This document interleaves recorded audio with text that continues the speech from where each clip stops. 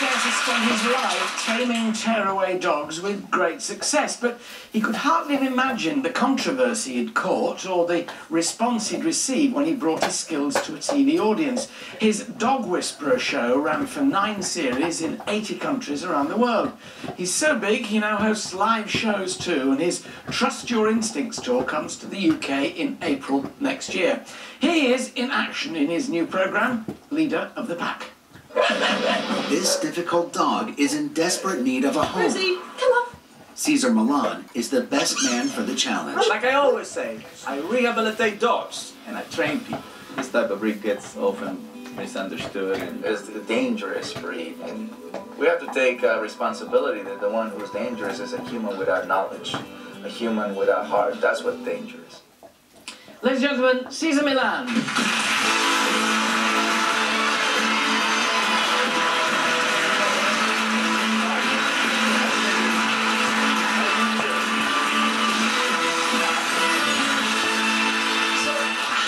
Start life as a dog behaviorist? How did it happen? Well, first I was a dog walker, and I was called a Mexican guy who can walk a pack of dogs before they called me the dog whisperer, you know, and I walked dogs off leash. I didn't know it was illegal to walk dogs in America off leash, you know, and so to me it was the land of the free, so dogs have birthday parties, so they should be able to walk off leash. And I grew up that way. I grew up in a farm, you know, knowing that walking a dog should be off leash. So by being a dog walker, I developed a respect or a trust with American people. And then they said, well, can you work with my dog? So then I opened a dog psychology center. And that's what the story was. Now, there's a difference. You've got owners and you've got dogs. You've got to train dogs, but you've also got to train owners, presumably. How much of it is their responsibility? In the beginning, I wanted to learn from Americans how to train dog after watching Lassie and Rin Tin Tin. And I thought that all people in America had the same thing, Lassies and Rin Tin Tins. But then I saw people walking in the streets with their dogs. So that was unusual for me because in my country or where I'm from, I never experienced that, you know. So then that's when I said, well, instead of me training dogs, I'm going to train people, right? And that's when I say I train people and rehabilitate dogs. So how long does the process take? You take an owner comes to you as having problems with their dog. Yeah. How quickly can you make a difference to what they do? Well, for me and the dog it's easy, but for me and the human it takes a little while because a lot of times people don't want to let go of the bad habits. You know, so for example, you ask somebody, "How do you feel?" "I'm fine." See, they don't recognize they're not calm. You know, they're just saying the word fine. The dog doesn't know what you do for a living. He just knows how you live your life. So when I come into a situation, I am calm and confident, right? Most of the people are, he's not listening to me. Yeah. I do everything you say, I read the books, and he doesn't listen to me. So they're tense and frustrated by the time I come to. So to get the human away from that state of mind takes a little while. But your techniques are very controversial. Many say your techniques are old-fashioned. You punish dogs, you hit them. I've seen you punch a dog in the throat to get it to behave. And most people, I'd say myself, that for me is totally unacceptable as a way of training a dog.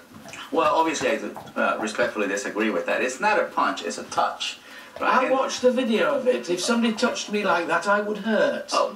It was, you went for the throat and you punched the dog back and the dog then bit you and held onto your hand. Well, it's a touch. It looks probably to you, but it's a touch. Having watched quite a lot of boxing matches, it looked to me like something Henry Cooper could have delivered. But obviously that's not the goal to punch the dog. The goal is just to snap the brain out of it. Right, and so you can then provide energy and body language. But you also work with electric shocks through collars and spikes on collars, spiked collars that really hurt them. You know, this is pretty barbaric treatment. Now, we wouldn't treat children like this nowadays. Right, We'd be locked up if we did. So what's your reasoning behind treating dogs like this? Well, there is a certain situation for that purpose, you know. At the time that I come to a situation like that, the dog is already wearing that tool.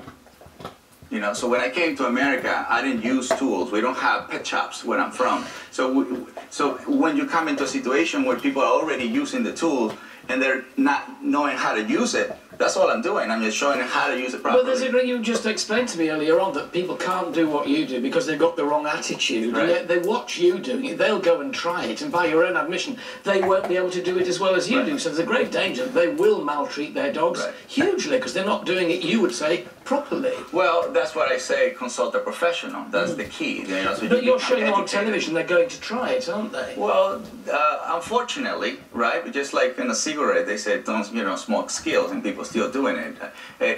You can only help people, to understand. That sounds a bit like an excuse. Can I just read you? We've have to say we've never had so many complaints about a guest. Right. So I've got points I need to make to you. We could have said, right, we won't have him on. You're on because I want to put these points to you. Pain and distress to dogs, is, people talk about. Copycat training, the risk to owners. Perhaps one statement I can read out is the RSPCA, the Royal Society for Prevention of Cruelty to Animals, who say aversive training techniques, which have been seen to be used by Cesar Milan, can cause pain and fear for dogs and may worsen their behavioural problems. The RSPCA believes that using such techniques is unacceptable, nor are they necessary to change dog behaviour for the better when other dog trainers use reward-based methods to train dogs very effectively. Well, my goal is to teach people how to become calm in the first place, how to prevent from ever going into that situation. So the whole concept or the idea of trust your instincts is for you to reconnect yourself with your natural way of being, so you don't have to use tools. But would you ever stop using these aggressive ways yourself? I mean, you still do it. You still do it yourself. You still use the foot to kick the dog in the soft underbelly behind the rib cage. You still use these, the electric shock collars, the spike collars, the punching in the throat. Until you stop doing that and say there are better techniques of bringing up your dog, of training your dog, people are going to copy you. I do use food. I do use food, and one situation, actually, a parrot helped me to achieve the goal that this lady wanted. This lady wanted to kiss the dog, and the dog, every time she comes in near the dog bites her face. So when I came to her house, I saw how the parrot was in control. So I said, put the little parrot on your shoulder, now go kiss the dog. So they were very respectful to the parrot. You see what I'm saying? So it's not just treats that you can use your environment to actually achieve what you want. But does it not worry you? You can't get pleasure out of hitting a dog, surely. I don't do it out of pleasure. I do it to snap the brain out of it. But there are other means. People say there are other means. Experts say there are other means of doing that. And we've got you say dogs are pack animals, for instance. There's a professor here of anthrozoology who says dogs do not set up wolf-type packs. They don't organise themselves in the way wolves do. Dogs are not striving, in other words, for household domination. Well, the whole point of family is a pack. So the dog obviously finds himself very comfortable. But we don't beat our children and we're a pack, if you like, if you think about it. It's a family. Yeah. It's a family. It's semantics. It's the word. If you don't like the word, that's fine. It's the whole point. It's to create a family. I've seen many times how a cat controls a Rottweiler. Yeah. At the moment the dog comes, the cat goes, and from that point on, the cat is in control. So that dog actually listens to the cat, and now he's human. Your methods, I've no doubt, will continue to be controversial, but thank you for coming. Thanks for letting me be here. Cesar Milan. I'll be back tomorrow with Olivier award-winning actor